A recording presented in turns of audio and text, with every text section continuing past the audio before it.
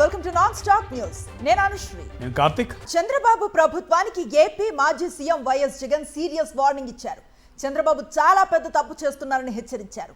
CM Chandrababu ఇప్పటికైనా మేల్కోవాలని, లేదంటే ఆయన నాటుతున్న తప్పుడు విత్తనాలు రేపు విషవృక్షాలుగా ఎదుగుతాయని వైఎస్ జగన్ మాస్ వార్నింగ్ ఇచ్చారు. ఇంకా పెడుతూనే ఉన్నారు. ఇదే సాంప్రదాయం నేను అడుగుతా ఉన్నా. ఇదే సాంప్రదాయం రేపు మా ప్రభుత్వం వచ్చిన తర్వాత దెబ్బలు తిన్న వీళ్ళు, దెబ్బ తగిలిన వీళ్ళు, దెబ్బలు తిన్న వీళ్ళు ప్రతిచర్యగా వీళ్ళు కూడా ఇదే చేయడం మొదలెడితే మీ పరిస్థితి ఏమిటి అని చెప్పి నేను అడుగుతా ఉన్నా తెలుగుదేశం పార్టీని. చంద్రబాబు నాయుడు గారు వేసిన విత్తనం, తప్పుడు విత్తనం చెట్టు అవుతుంది. తప్పుడు సాంప్రదాయంగా మానకపోతే ఎవరి చేతుల్లోనూ ఉండదు వ్యవస్థ.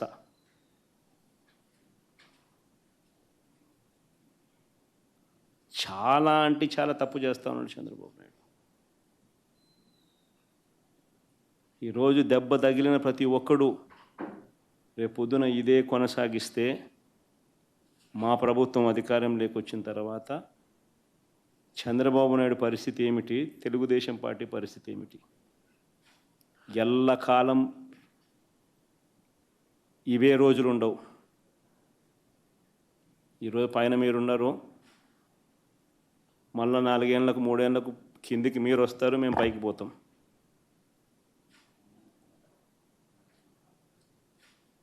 కానీ మీరు చేసే ఈ తప్పుడు సాంప్రదాయం రేపు విషవృక్షం అవుతుంది.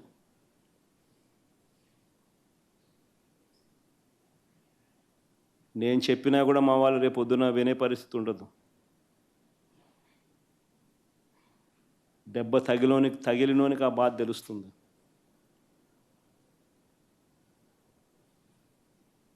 చంద్రబాబు ఇప్పుడైనా మేలుకో,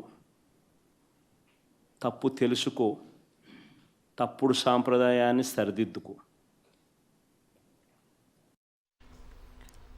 చంద్రబాబు పాలనలో ఎందరో సీనియర్ ఐపీఎస్ అధికారులపై తప్పుడు కేసులు పెట్టి వేధిస్తున్నారని వైఎస్ జగన్ మండిపడ్డారు. అనేక మంది పోలీస్ అధికారులను సస్పెండ్ చేశారని ఫైర్ అయ్యారు. వందలాది మంది ఇన్స్పెక్టర్లు, కానిస్టేబుళ్లను వీఆర్కు పంపించారని చెప్పారు. చంద్రబాబు మాట వినని పోలీసులను అధోగతి పట్టిస్తున్నారని ధ్వజమెత్తారు వైఎస్ జగన్. ఎందరో ఎస్పీ స్థాయి అధికారులపై తప్పుడు కేసులు పెట్టి విచారణ పేరుతో వేధిస్తూ ఉన్నారు. వీరు కాక 4 నాన్ క్యాడర్ ఎస్పీలు, 1 కమాండెంట్ స్థాయి అధికారి, 22 మంది అడిషనల్ ఎస్పీలు, 55 మంది డిఎస్పీలకు పోస్టింగులు లేవు. మరో 6 డిఎస్పీలు, 3 అడిషనల్ కమాండెంట్లు, 2 అసిస్టెంట్ కమాండెంట్లు కూడా హెడ్ క్వార్టర్లో రిపోర్టింగ్ చేయిస్తూ ఉన్నారు.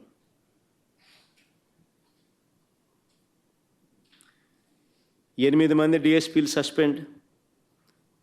వీరు కాక మరో 80 నుంచి 100 మంది ఇన్స్పెక్టర్లు, 100 మంది కానిస్టేబుళ్ళు వీఆర్లో ఉన్నారు.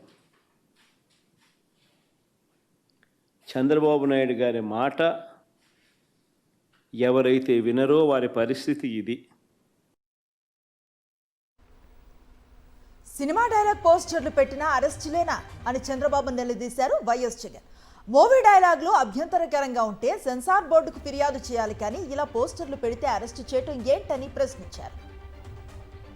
సినిమా పోస్టర్లుగా పెట్టినందుకు 2 రిమాండ్కు పంపారు. సినిమా డైలాగులను పోస్టర్లుగా పెట్టినందుకు అడుగుతా ఉన్నా. నీకు అంత కష్టంగా ఉంటే సెన్సార్ బోర్డులో దానికి ఎందుకు పర్మిషన్ ఇవ్వాలా? డైలాగులు తీసేయండి. ఇంకా బాలకృష్ణ సినిమాలు, ఆ పవన్ కళ్యాణ్ సినిమాలు చూస్తే ఇంకా పెద్ద పెద్ద డైలాగులు కనిపిస్తాయి, ఇంకా దారుణమైన డైలాగులు. నీకు డైలాగులు నచ్చకపోతే సెన్సార్లు తీసేయండి. సెన్సార్ బోర్డు ఎందుకు పర్మిషన్? సెన్సార్ బోర్డు ఉండేది ఎందుకు? అంతేగాని ఆ సినిమా డైలాగులు సినిమా వచ్చిన తర్వాత రిలీజ్ అయిన తర్వాత ఆ సినిమా డైలాగులు ఆ సినిమాలో మంచి పాటలు ఉంటే ఆ మంచి పాటలు అవన్నీ న్యాచురల్గా ప్రసిద్ధి చెందుతాయి. ఆ సినిమాలో మంచి పాట ఏదైనా ఉంటే ఆ మంచి పాట పాడినా తప్పే అంటావు. ఆ సినిమాలో ఏదైనా మంచి డైలాగులు ఏదైనా వీళ్ళకి నచ్చితే ఆ నచ్చిన డైలాగులు వీళ్ళు పోస్టర్లుగా పెట్టినా తప్పే, వీళ్ళు మాట్లాడినా తప్పే, వాళ్ళు చేసిన యాక్షన్లు వీళ్ళు చేసినా తప్పే, వాళ్ళు ఇలా అన్నా తప్పే, వాళ్ళు ఇలా అన్నా తప్పే. ఎందుకు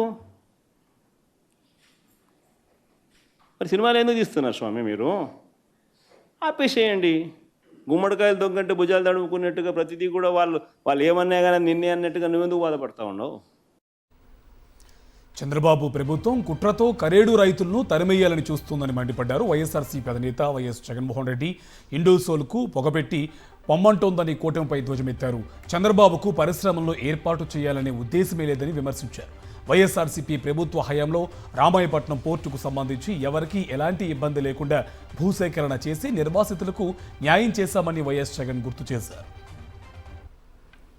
ఇండోసోల్ అనే వాళ్లకు చేవూరు రేవూరు అనే గ్రామాల్లోనే గతంలో వాళ్ళ దగ్గర నుంచి 500 కోట్ల రూపాయలు డబ్బులు తీసుకుని ఆ డబ్బుతోనే అక్కడ ఆ ఊర్లలో ల్యాండ్ అక్విజిషన్ పూర్తి చేసి 5,000 ఎకరాల ల్యాండ్ అక్విజిషన్ కంప్లీట్ చేసి వాళ్ళకి ఇచ్చేసినాం, హ్యాండ్ ఓవర్ చేసినాం.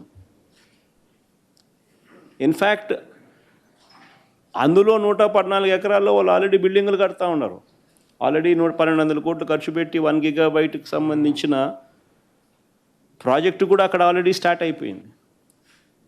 అక్కడ రైతులు సంతోషంగానే ఇచ్చినారు, ల్యాండ్ అక్విజిషన్ పూర్తయిపోయింది, 8,000 ఉద్యోగాలు కూడా ఆ ప్రాంతానికి వస్తూ ఉన్నాయి. వాళ్ళందరూ సంతోషంగా జరిగేదాన్ని అక్కడ నుంచి వాళ్ళను పొగబెట్టి వెళ్ళిపోమన్నట్టుగా వాళ్ళ కోసం సేకరించిన ఆ భూమిని వాళ్ళకి ఇవ్వకుండా అక్కడ వేరే వాళ్ళకి ఆ భూములు అలాట్ చేసి వీళ్ళను కర్రేడు అనే ప్రాంతానికి తీసుకొని పోయి ఎక్కడైతే 2 పంటలు పండే భూములు ఉన్నాయో, ఎక్కడైతే రైతులు వ్యతిరేకిస్తూ ఉన్నారో అక్కడ వీళ్ళకి భూములు ఇవ్వాలని చెప్పి ఇస్తామని చెప్పి అక్కడ వీళ్ళని అక్కడికి పోమని చెప్తా ఉన్నారు.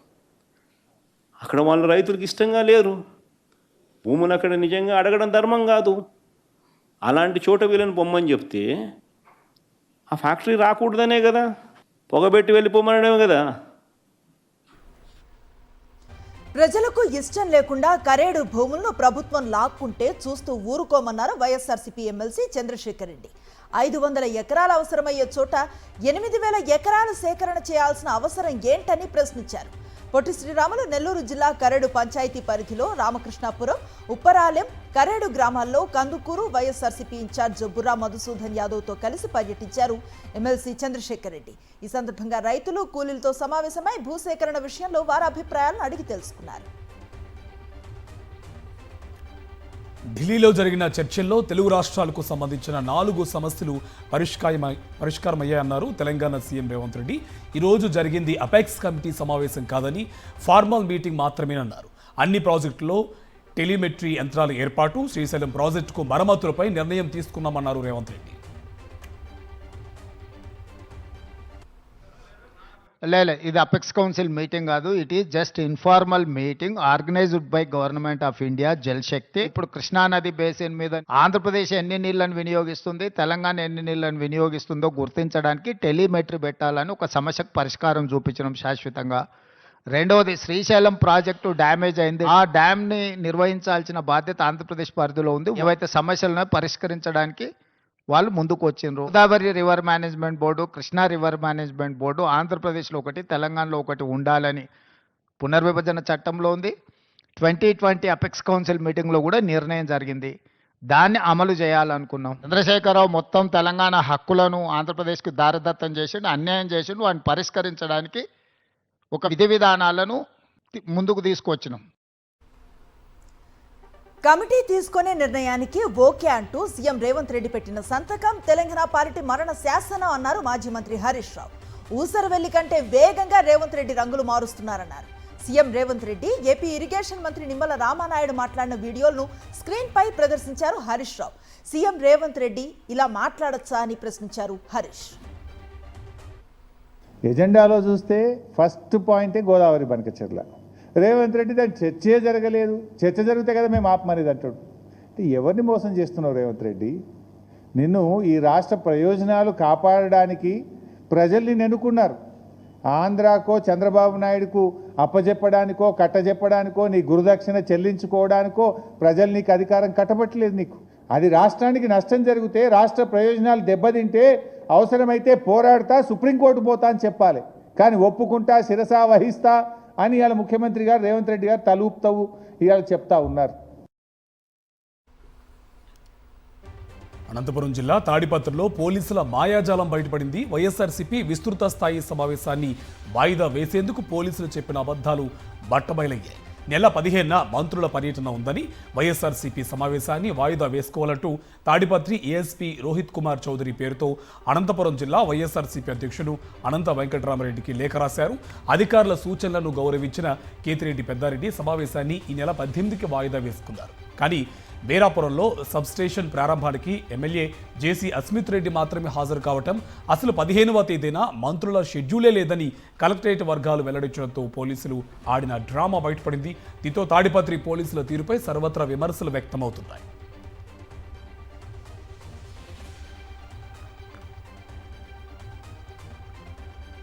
అత్యున్నత పదవి దక్కిందో లేదో అశోక్ గజపతిరాజు తన ప్రతాపాన్ని పేద రైతుల మీద చూపించారు. విజయనగరం ఎంఆర్ఓ కార్యాలయం సెంటర్లో 1999లో ఆయనే రైతు బజార్ను ప్రారంభించారు. మహారాజు మంచి మనసున్నోడని అప్పట్లో రైతులు కొనియాడారు. సీన్ కట్ చేస్తే ఇప్పుడు ఆయన కుమార్తె ఎమ్మెల్యే అయ్యారు. ఆయనకు గోవా గవర్నర్ పదవి దక్కింది. ఫ్యామిలీ మొత్తానికి అధికారం ఫుల్ లోడ్ అయింది. అంతే, ఎన్నడూ ఏ పని మీద కలెక్టర్ కార్యాలయానికి వెళ్ళని అశోక్ గజపతిరాజు కలెక్టరేట్కి వెళ్లటం, క్షణాల్లో రైతు బజార్ను ఖాళీ చేయించి పేద రైతులను రోడ్డు మీద పడేయటం జరిగిపోయింది.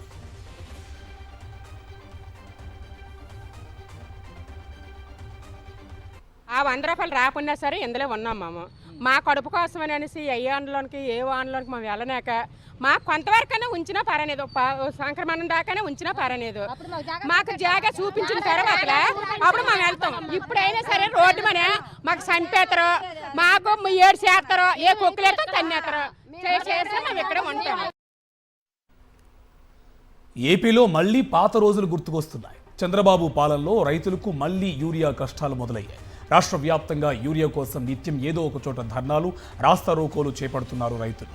కర్నూలు జిల్లా పెదకడుబూరులో బస్తా యూరియా కోసం రైతులు గంటల పాటు క్యూలో నిల్చుంటున్నారు. క్యూలో చెప్పులు, పాస్బుక్లు పెట్టి యూరియా పొందడానికి రైతులు నానా పాట్లు పడుతున్నారు. యూరియా లారీల కోసం షాపుల వద్ద రైతులు పడిగాపులు కాస్తున్నారు. తీరా యూరియా లారీ వచ్చాక తమ దాకా వస్తుందో రాదో తెలియని పరిస్థితులు రైతులకు ఎదురవుతున్నాయి.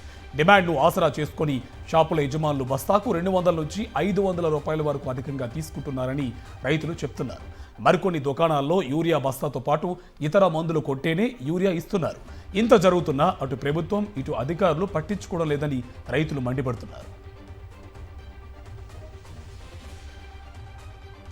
పల్నాడు జిల్లా దాచేపల్లిలో పొగాకు రైతుల ఆందోళనకు దిగారు.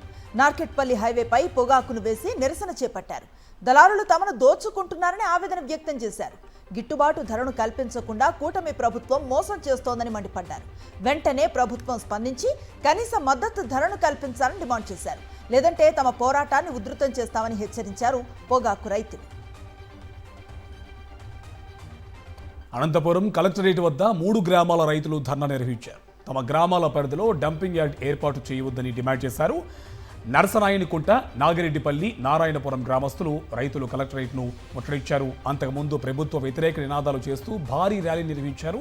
అనంతపురంలోని డంపింగ్ యార్డ్ను తమ గ్రామాల వద్దకు తరలిస్తే సహించబోమని హెచ్చరించారు. కలెక్టర్ కార్యాలయంలోకి దూసుకెళ్లేందుకు ఎత్తించిన ఆందోళనకారులను పోలీసులు అడ్డుకున్నారు. సర్కారు తన నిర్ణయాన్ని ఉపసంహరించుకోవాలని రైతులు కోరారు.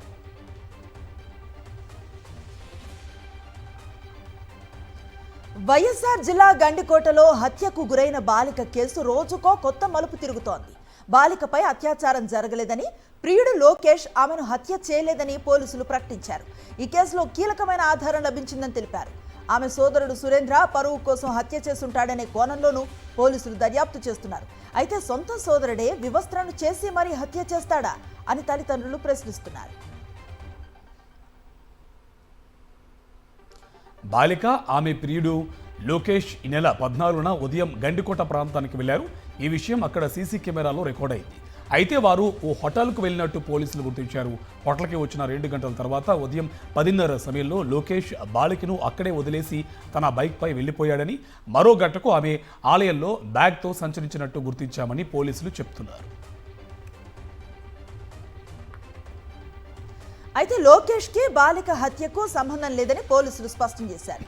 అతను హత్య చేయలేదని, ఎవరు హత్య చేశారో కీలక ఆధారం లభించిందని పోలీసులు ప్రకటించారు. పరువు పోతుందనే ఉద్దేశంతో ఆమె సోదరుడు సురేంద్ర హత్య చేయటం కానీ, చేయించి ఉండటం కానీ జరిగుండొచ్చనే కోణంలోనూ పోలీసులు దర్యాప్తు చేస్తున్నారు.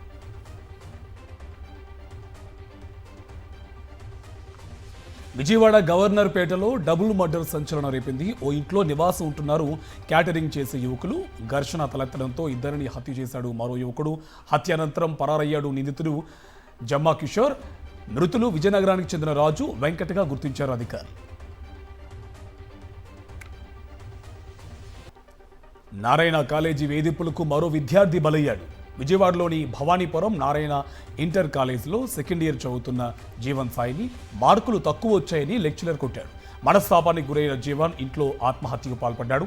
తన బిడ్డ చావుకు నారాయణ కాలేజ్ యాజమాన్యమే కారణమని జీవన్ తల్లి శిరీష ఆరోపిస్తున్నారు. అందరి ముందు కొట్టడంతో మనస్తాపం చెంది ఆత్మహత్య చేసుకున్నాడని కన్నీరు మున్నీరుగా విలపిస్తున్నారు.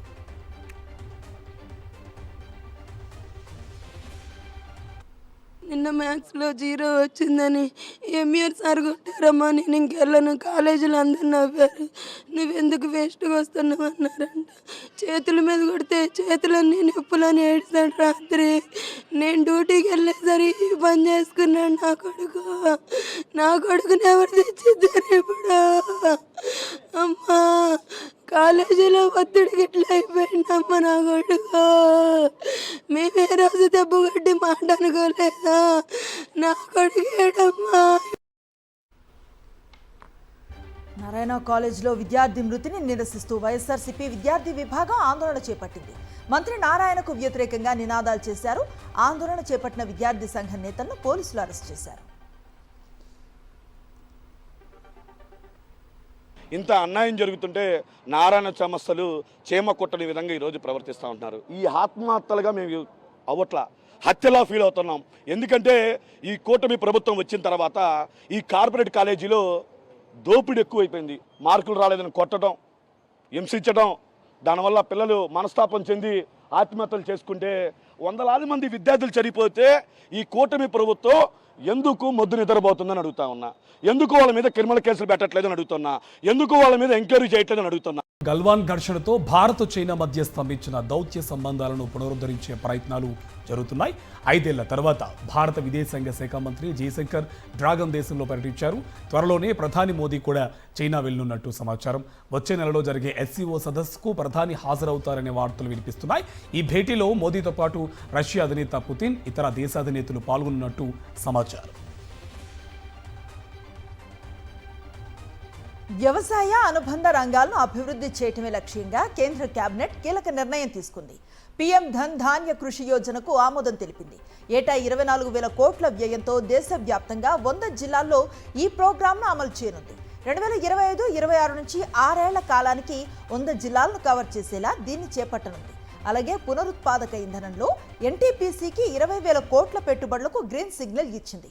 రోదస్లో 18 రోజులు గడిపి విజయవంతంగా భూమికి తిరిగి వచ్చిన భారత వ్యోమగామి శుభాంశు శుక్లాను అభినందిస్తూ మంత్రివర్గం తీర్మానం చేసింది. పార్లమెంటు వర్షాకాల సమావేశాలు ఈ నెల 21 నుంచి ప్రారంభం కానున్నాయి. ఈ సమావేశాల్లో ప్రభుత్వం 8 కొత్త బిల్లులను పార్లమెంటుకు సమర్పించనుంది. ఇందులో మణిపూర్లో రాష్ట్రపతి పాలనకు సంబంధించిన బిల్లు కూడా ఉంది. మణిపూర్లో రాష్ట్రపతి పాలనను పొడిగించాలని ప్రభుత్వం పరిశీలిస్తోంది. ఈ ఏడాది ఫిబ్రవరి 13న మణిపూర్లో రాష్ట్రపతి పాలన విధించారు. రాష్ట్రపతి పాలన కోసం ప్రతి 6 నెలలకోసారి పార్లమెంట్ ఆమోదం పొందాల్సి ఉంటుంది. ప్రస్తుతం రాష్ట్రపతి పాలన గడువు ఆగస్టు 13తో ముగినుంది.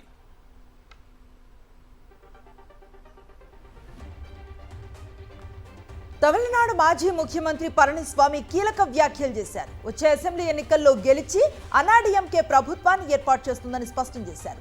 బీజేపీతో పవర్ షేరింగ్ ఉండదని తేల్చేశారు. అన్నాడీఎంకే ఒక్కటే ప్రభుత్వం ఏర్పాటు చేస్తుందన్నారు పళనిస్వామి. 2026 తమిళనాడు అసెంబ్లీ ఎన్నికల్లో బీజేపీ అన్నాడీఎంకే కలిసి పోటీ చేయాలని నిర్ణయించాయి. ఈ మేరకు పొత్తుపై ప్రకటన కూడా చేశారు కేంద్ర హోంమంత్రి అమిత్ షా. పళనిస్వామి నాయకత్వంలో రాష్ట్రంలో ఎన్నికలకు వెళతామన్నారు. అయితే సీట్ల సర్దుబాటుపై మాత్రం చర్చలు ముందుకు సాగలేదు. ఇప్పుడు ఈపీఎస్ క్లారిటీ ఇచ్చేశారు. మహారాష్ట్రలో ప్రతిపక్ష ఎమ్మెల్యేలు వినూత్నంగా నిరసన తెలిపారు. అసెంబ్లీ వద్ద లుంగీ బనియన్లు ధరించి ఆందోళన చేపట్టారు. లుంగీ బనియన్తో క్యాంటీన్ మేనేజర్పై దాడి చేసిన శివసేన ఎమ్మెల్యే సంజయ్ గైక్వాడ్పై చర్యలు తీసుకోవాలని డిమాండ్ చేశారు. చెడ్డీ బనియన్ గ్యాంగ్ను తాము ఖండిస్తున్నామని, గైక్వాడ్ ప్రవర్తన ప్రజాప్రతినిధి తగదని విమర్శించారు. పశ్చిమ బెంగాల్ భారత్లో అంతర్భాగం కాదా అని కేంద్రాన్ని నిలదీశారు ఆ రాష్ట్ర ముఖ్యమంత్రి మమతా బెనర్జీ. బెంగాలీ మాట్లాడే వారిని బంగ్లాదేశ్ అక్రమ వలసదారులంటూ నిర్బంధించడం దారుణమని మండిపడ్డారు. బీజేపీ పాలిత రాష్ట్రాల్లో బెంగాలీ వలస కార్మికులపై జరుగుతున్న దాడులను ఖండిస్తూ కోల్కతాలో భారీ నిరసన ర్యాలీ నిర్వహించారు. దీదీతో పాటు తృణమూల్ నేతలు, కార్యకర్తలు ఈ పాదయాత్రలో పాల్గొన్నారు. పలు రాష్ట్రాల్లో బెంగాలీ భాష మాట్లాడే వారిని బలవంతంగా నిర్బంధించారని, తనను కూడా నిర్బంధించారని కేంద్రానికి సవాల్ విసిరారు మమతా. జమ్మూ కాశ్మీర్కు రాష్ట్ర హోదా పునరుద్ధరించాలని కాంగ్రెస్ అగ్రనేత రాహుల్ గాంధీ డిమాండ్ చేశారు. వచ్చే పార్లమెంట్ సమావేశాల్లో దీనికి సంబంధించిన బిల్లును ప్రవేశపెట్టాలని కోరుతూ ప్రధాని నరేంద్ర మోదీకి లేఖ రాశారు. సరైన సమయం వచ్చినప్పుడు జమ్మూ కాశ్మీర్కు రాష్ట్ర హోదా పునరుద్ధరిస్తామని ప్రధాని స్వయంగా ఇచ్చిన హామీ విషయాన్ని ఈ సందర్భంగా రాహుల్ గాంధీ గుర్తు చేశారు. సుప్రీంకోర్టు కూడా కేంద్రం ఇదే విషయం చెప్పిందని తన లేఖతో తెలిపారు. ఆధార్ ప్రారంభమైనప్పటి నుంచి కేవలం 1,15,00,000 కార్డు నెంబర్లు మాత్రమే డీయాక్టివేట్ చేసినట్టు ఉడాయ్ వెల్లడించింది. ఇప్పటి వరకు కోట్ల మంది చనిపోయినా నిలిపివేసిన కార్డు నెంబర్ల సంఖ్య తక్కువగా ఉండడం గమనార్హం. సమాచార హక్కు చట్టం కింద దాఖలు చేసిన దరఖాస్తు ద్వారా ఈ విషయం వెల్లడైందని ఓ జాతీయ మీడియా కథనం పేర్కొంది. యునైటెడ్ నేషన్స్ పాపులేషన్ ఫండ్ ప్రకారం దేశ జనాభా 146.39 కోట్లుగా ఉంది. ఇదే సమయంలో 2025 జూన్ నాటికి దేశంలో 142.39 కోట్ల ఆధార్ కార్డులున్నాయి. ఆధార్ ప్రారంభమైన తర్వాత 16 ఏళ్లలో కొన్ని కోట్ల మంది మరణించిన ఉడాయ్ డీయాక్టివేట్ చేసిన కార్డు నెంబర్ల సంఖ్య మాత్రం స్వల్పంగా ఉంది. కేరళ నర్స్ నిమిషప్రియ కేసులో ఉత్కంఠ కొనసాగుతోంది. నేడు అమలు కావాల్సిన ఆమె మరణ శిక్షను యెమెన్ ప్రభుత్వం తాత్కాలికంగా వాయిదా వేసిన మరణదండను మాత్రం ఆగేలా కనిపించడం లేదు. మృతుడు తలాల్ అదిబ్ మెహదీ కుటుంబం ఆమెకు శిక్ష పడాల్సిందే అని పట్టుబడుతోంది. నేరానికి క్షమాపణ ఉండదని మృతుడు సోదరుడు అబ్దుల్ ఫతా మెహదీ స్పష్టం చేశారు. ఆమెకు శిక్ష పడాల్సిందేనని, బ్లడ్ మనీకి అంగీకరించబోమని వెల్లడించారు. శిక్ష అమలు వాయిదా అనంతరం ఆయన ఫేస్బుక్లో పోస్ట్ పెట్టారు. డబ్బుతో మనిషి ప్రాణాన్ని వెలగట్టలేమని, తమ కుటుంబానికి న్యాయం దక్కాల్సిందేనని రాసుకొచ్చారు. అలాగే దోషిని బాధితురాలిగా చిత్రీకరించే ప్రయత్నం చేయొద్దని వ్యాఖ్యానించారు.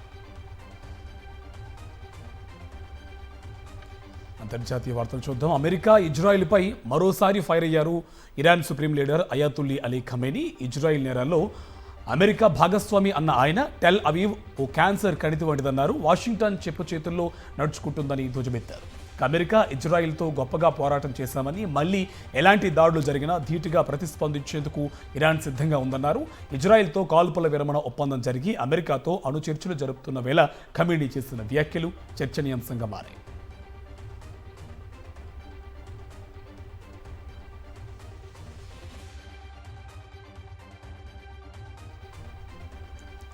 పశ్చిమాసియాలో ఉద్రిక్తతలు చల్లారటం లేదు. సిరియాలో మళ్లీ ప్రభుత్వ బలగాలు రెబల్స్ మధ్య ఘర్షణలు తీవ్ర రూపం దాలుస్తున్నాయి. దీంతో ఇజ్రాయెల్ రంగంలోకి దిగింది. సిరియా రాజధాని డెమస్కస్ పై ఎయిర్ స్ట్రైక్స్ చేసింది Israel defence force. Syrian army head quarters ను టార్గెట్ చేసింది. ఈ దాడుల్లో 2 గాయపడ్డారు. స్వీడా సిటీలో డ్రూజ్ కమ్యూనిటీ లక్ష్యంగా సిరియన్ భద్రతా దళాలు దాడులు చేస్తున్నాయి. వీరికి మద్దతుగా ఇజ్రాయెల్ ప్రతిదాడులు చేసింది. దేశీయ స్టాక్ మార్కెట్ సూచీలు ఫ్లాట్గా ముగిశాయి. భారత్ అమెరికా మధ్య ట్రేడ్ డీల్పై ఇంకా స్పష్టత రాకపోవడంతో మదుపరులు అప్రమత్తత పాటించారు. దీంతో 63 పాయింట్లు లాభపడ్డ సెన్సెక్స్ 82,634 వద్ద ముగిసింది. నిఫ్టీ 16 పాయింట్ల లాభంతో 25,212 వద్ద స్థిరపడింది. బంగారం ధరలు రెండో రోజు తగ్గాయి. 24 క్యారెట్ల 10 గ్రాముల బంగారం ధర ₹490 తగ్గి 99,280కి చేరింది. 22 క్యారెట్ల 10 గ్రాముల గోల్డ్ రేట్ ₹450 తగ్గి 91,000కు చేరింది. వెండి సైతం కిలో ₹1,000 తగ్గి ₹124,000 పలుకుతోంది. England star batsmen Joe Root ICC #1 బ్యాట్స్మెన్గా నిలిచాడు. లార్డ్స్లో తొలి ఇన్నింగ్స్లో 104, రెండో ఇన్నింగ్స్లో 40 పరుగులు చేయడంతో టెస్ట్ ర్యాంకింగ్స్లో అగ్రస్థానానికి చేరుకున్నాడు జో రూట్. టీమిండియా ఆటగాడు యశస్వి జైస్వాల్ ఒక స్థానం దిగజారి 5వ స్థానానికి చేరుకోగా vice captain Rishabh Pant 8, captain Shubman Gill 9వ స్థానంలో నిలిచారు.